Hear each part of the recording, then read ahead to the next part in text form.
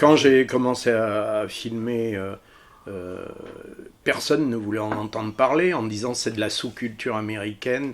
Et alors que moi j'avais filmé j'habitais à l'époque à Lyon et j'avais vu les premières rencontres, ça s'appelait Danceville Danse, à la Maison de la Danse. Il y avait 200 danseurs, une pêche pas possible.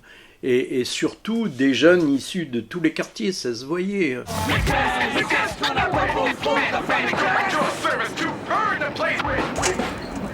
C'est ça là en France. D'un côté ils te disent ouais vous êtes des artistes et de l'autre côté ils t'envoient en tôle parce que t'as pas un mur pourri sur la SNCF ou un mur tout gris et toi t'as fait une belle fresque et tu te retrouves en tôle pour ça. C'est lamentable franchement. De toute façon, la culture hip-hop, c'est la culture du futur. Donc tu te dis que ça va se développer et puis qu'ils seront obligés de se mettre à quatre pattes devant. Mais le problème, c'est peut-être nous, le temps qu'ils y arrivent, on aura 50 piges. Et là, je me vois mal aller graffer sur les rails. En France, tant que tu pètes pas tout dans ton quartier, ben, il tombe en ruine. Ton quartier peut tomber en ruine, les gens ils peuvent vite crever comme des chiens, de la cam, crever de faim, crever de la cam, crever de tout ce que tu veux. Personne s'en occupe. Et le jour où tu fous le feu à 3-4 voitures, tu massacres 2-3 flics, après on te dit ouais, faut faire quelque chose, ça craint, faut s'occuper d'eux. Il faut s'occuper des gens avant qu'ils soient dans la merde, faut pas s'en occuper une fois qu'ils sont dedans jusqu'au cou. Et c'est ça, la France, ils agissent toujours dans l'urgence. Tout se passe toujours dans l'urgence. Tant qu'il n'y a pas le feu, les pompiers bougent pas, quoi. Ils débroussaillent pas avant. Non, ils viennent, ils attendent que ça crame bien et après ils viennent. On est la génération grillée, nous. On est la génération qui s'est le plus rebellée et qui a été le plus grillée. Et ceux qui arrivent derrière, ce qui craint, c'est que ça va être encore pire pour eux. On se dit encore, on a une partie de notre jeunesse derrière nous, on est des adultes. Mais les petits jeunes qui arrivent derrière, qui ont 14-15 ans, ça va être grave pour eux. Franchement, ça va être grave. Et moi, ce qui me fait rire, c'est qu'ils sont encore plus chauds que nous, on était à leur âge. Ils ont moins peur des flics, moins peur des institutions, ils sont plus violents. Alors s'il y a confrontation, ça risque de faire des dégâts.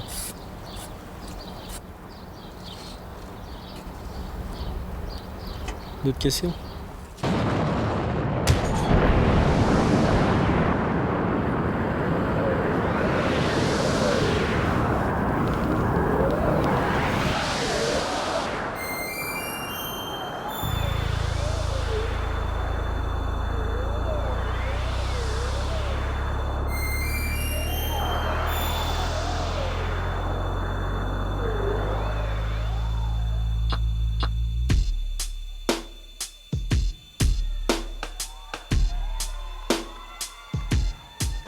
J'ai eu l'aide autour de 92 et puis j'ai commencé à rencontrer, c'est un gros boulot, ces danseurs, d'aller dans leur quartier, enfin qu'ils me fassent confiance, qu'on échange.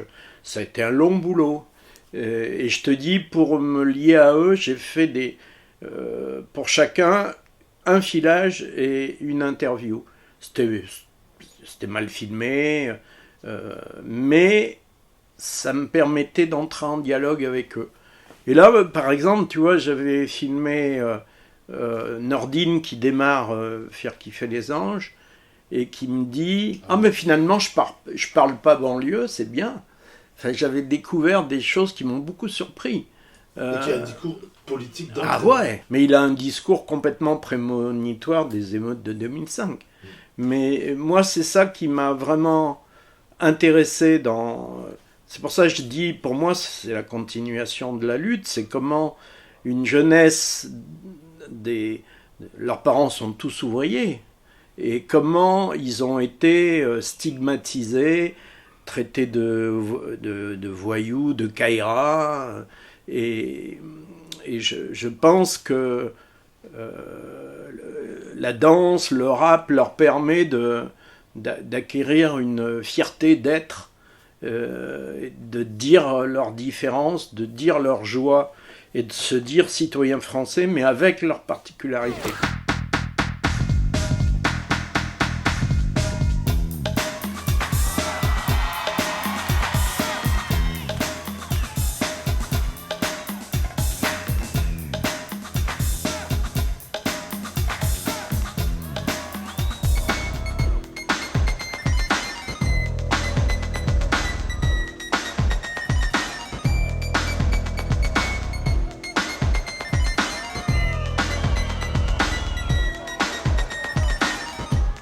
ça, moi, j'ai adoré. Et en fait, la place qu'a eu ce film, Faire kiffer les anges, qui a été très grande. J'ai sillonné le monde entier avec. Hein. J'étais invité au Liban, à Beyrouth, les jeunes n'en revenaient pas qu'on danse sur de l'oud libanais. J'étais invité en Corée du Sud avec des jeunes qui m'attendaient pour me faire une démonstration de danse, pour montrer qu'eux aussi ils étaient bons. Enfin, j'ai découvert là à quel point c'était une culture mondiale. J'ai eu la chance d'être au moment où cette culture passait de la rue à la scène. Et donc, avec une énergie, une souffle, une soif d'être reconnu. On dit souvent c'est la culture des banlieues. Je dis non, c'est la culture des banlieues qui va vers le centre. C'est-à-dire, eux, leur souci, c'est d'être appréciés sur les lieux au centre de Lyon. Ils se retrouvent autour de l'Opéra de Lyon, ça glisse bien, et à Paris, c'est dans les Halles, et les graffitis sont sur le trajet du métro. C'est vraiment une culture qui veut sortir de la marginalisation que leur impose le système pour être pour tout le monde. Enfin, moi, c'est ça que je trouve qu'il y a une énergie extraordinaire dans le hip-hop, et moi je dis souvent, ça a été pour moi un deuxième souffle de vie, quoi. Parce que j'ai retrouvé dans tous ces artistes, danseurs, graffeurs, en fait la même énergie que j'avais à l'usine. Des mecs qui veulent pas baisser la tête, qui sont fiers, qui sont malins, qui analysent le monde alors qu'on croit que c'est des bêtes, alors que en fait c'est des mecs géniaux, quoi. Et ça j'ai adoré. Donc quand j'ai fait Faire kiffer les anges, on a eu un prix à Biarritz, au FIPA. Et du coup le film, c'est pareil, j'avais avant démarré mes films avec le Groupement national des cinémas de recherche, et là c'est à nouveau les salles de recherche. Il y a eu tout un dispositif qui s'appelait Un été au ciné, et en fait qui proposait aux salles, pour rester ouvertes en été, pour que des jeunes s'emmerdent pas et tout, de passer des films d'auteur. Et c'était tout trouvé, le hip-hop, quoi. On a monté un truc qui s'appelait la caravane hip-hop, c'est-à-dire dans chaque ville où passait le film, on avait un standard d'une copine qui était animatrice à Lyon, et qui téléphonait aux artistes locaux où passait le film pour qu'ils viennent en première partie. Et donc ça a été un succès monstre, parce qu'il y avait à la fois la danse, ou le graffiti, ou le rap, et à la fois le film. Et après un débat. Et du coup, je l'ai fait une année, il y a eu un tel succès qu'on l'a refait 3 ans de suite. La DRAC leur payait de voyage, ils accompagnaient, ils avaient une prestation, un cachet. Entre parenthèses, le rôle positif d'une institution et d'une politique culturelle. Ah oui. À l'époque, oui. Qui soutient à la fois la musique, à la fois les films qui en parlent, à la fois enfin, qui a une vraie politique pour que les gamins. Mais depuis, c'est fini. Hein. Ça s'est totalement écroulé. Ah, totalement. Et ça, j'en veux, parce que vraiment, je dis souvent, on a fait monter tous ces gens sur des piédestals, on les a mis sur des échelles, et on a enlevé l'échelle et on leur a dit accrochez-vous au pinceau, quoi. Et ça, moi, ça me révolte, à quel point le hip-hop était vraiment un instrument pour sortir des cadres, des stigmates entre la périphérie et le centre. Saut là, bam, bam, tac, tac, tac, tac, tac, tout de suite, boum, renvoie. Et 1, ferme les jambes, 2, tchac, 3, pam. Ok, heureusement que tu restes pas 1 heure en spectacle. Hein. Bah ça, c'était dans les années 80-84. C'est quand il y avait des rodéos ici dans le quartier. Je veux dire, c'était la place assez spacieuse où on voyait ce qui se passait, quoi. Hein. Ce qui se passait, où les médias ont grossi l'histoire en disant voilà ce qui s'est passé, etc. et tout. La délinquance totale, si on peut l'interpréter comme ça. Mais donc voilà, hein, c'est tout un vécu aussi, un vécu plutôt négatif pour certains, parce que c'est vrai que bon, ça a laissé des marques hein, aussi. Hein, c'est une statue qui a pris des pains, quoi. Ou par exemple là, une voiture qui a foncé dedans et qui a carrément éclaté la statue, quoi. Cette violence, c'est la force du chômage, quoi. C'est la personne qui est là, qui pense pas plus loin que ce qu'il vit, quoi, hein, le jour. Ce que je disais un petit peu tout à l'heure. Hein. Il écrit, il n'a pas de retour pour avoir un travail.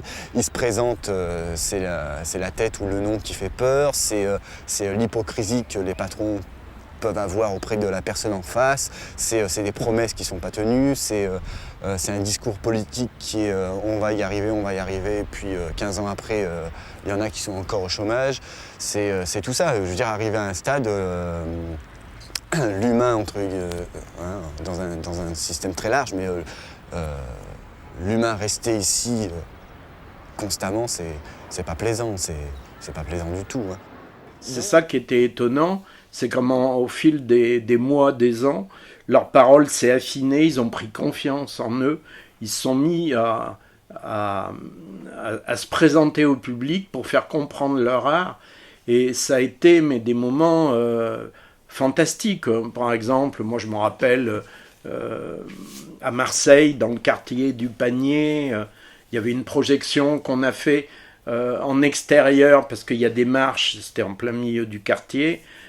Toutes les familles qui étaient là, avec les mamans qui viennent avec leurs petites filles, qui s'entraînent sous l'écran, parce qu'en plus, on attend que la nuit tombe quand on est en plein air. Et les ados avaient cassé des palettes, offraient des brochettes qui faisaient payer pour se faire un peu d'économie auprès des gens.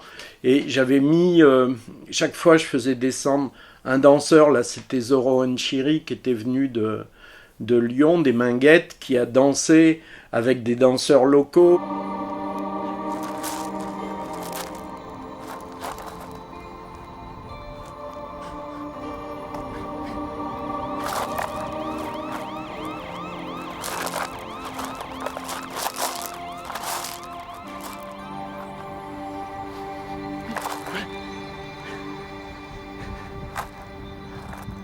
J'avais demandé à chaque danseur de dire où ils avaient envie d'être filmés. Et après, j'allais avec eux, j'allais les repérer. Et donc là, par exemple, Zoro qui danse sur le toit de son immeuble, c'était d'autant plus bouleversant que c'est un immeuble où il a vécu 15 ans et où ses parents sont très pauvres. Enfin, je ne sais même pas s'ils sont pas séparés. Et on monte là-haut et jamais on n'aurait eu l'autorisation. C'était des gravillons, il n'y avait pas de rebord. Et enfin, on s'est dit non, on ne demande pas l'autorisation, on y va. Mais Zoro m'avait dit, je te préviens, je ferai une seule prise. Parce qu'il donne tout sur une prise. Ouais. Et moi, je voyais qu'il dansait et ça envoyait des cailloux en l'air et je savais qu'on était au 15e étage et en dessous, il y a des gens. Donc, je t'avoue que je n'étais pas rassuré. Mon ingénieur du son, il avait le vertige, donc il s'appuyait sur un mur pour pas avoir peur. Enfin, c'était un truc, parce qu'en plus j'essaye chaque fois de mettre le son de la musique le moins haut possible pour entendre le bruit du corps, les pieds dans les graviers, aussi le souffle du danseur, c'est très important. Et après au mixage, je peux la musique, je la synchronise au début et sur un clap, et après je peux la monter ou la descendre, enfin de régler au mixage le niveau entre parce que je crois que le fait que le danseur soit là avec son travail, son souffle, sa sueur, c'est le bruit de ses pas aussi, quand c'est sur des sols glissants, les baskets, ça fait des couinements pas possibles. Je trouve que c'est ça qui rend la force de la danse.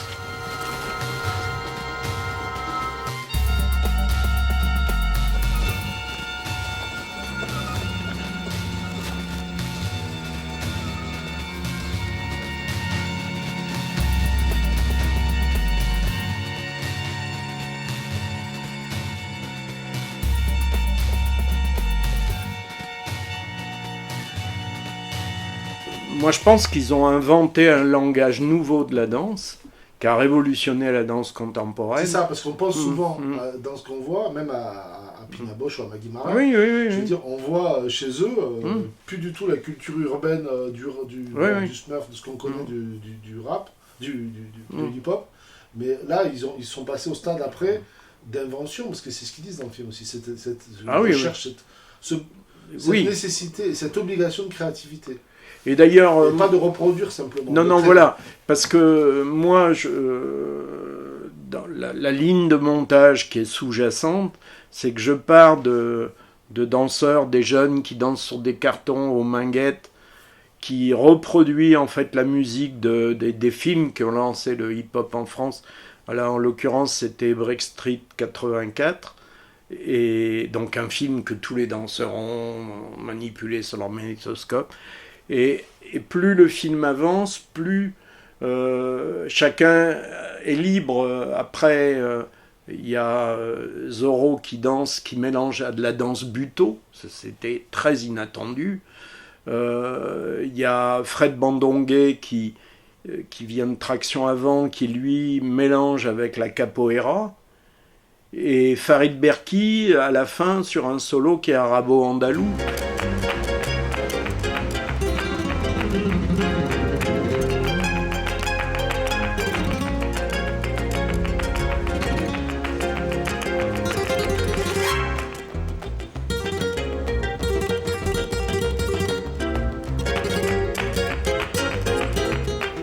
Moi, c'est ça qui m'a intéressé, c'est comment partant de quelque chose qui était du mimétisme, comme souvent quand un artiste démarre, un peintre qui reproduit les tableaux de ses maîtres, et plus ils avancent, plus ils inventent leur écriture à eux.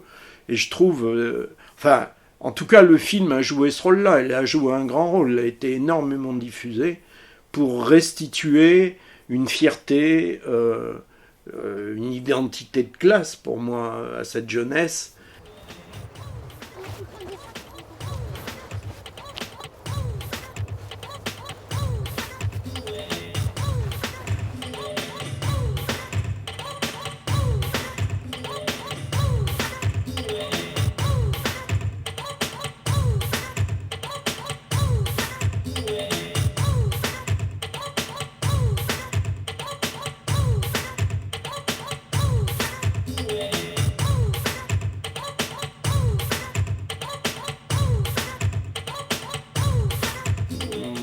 Désespoir, mais ceci dit, ça va avec l'esprit du temps, c'est que la gauche n'ait pas compris l'outil qu'elle avait, pour faire parler, pour décloisonner en fait ces jeunes, pour qu'ils apparaissent dans toute leur beauté par rapport à la société française, qu'ils ne soient pas toujours catalogués, on les filme seulement quand il y a des incidents en banlieue. Je dis toujours, dès qu'il y a le feu quelque part, on envoie une équipe de télé avant tout le reste, alors qu'en fait, c'est des jeunes qui sont vraiment dans une perspective créatrice de parler à toute la société.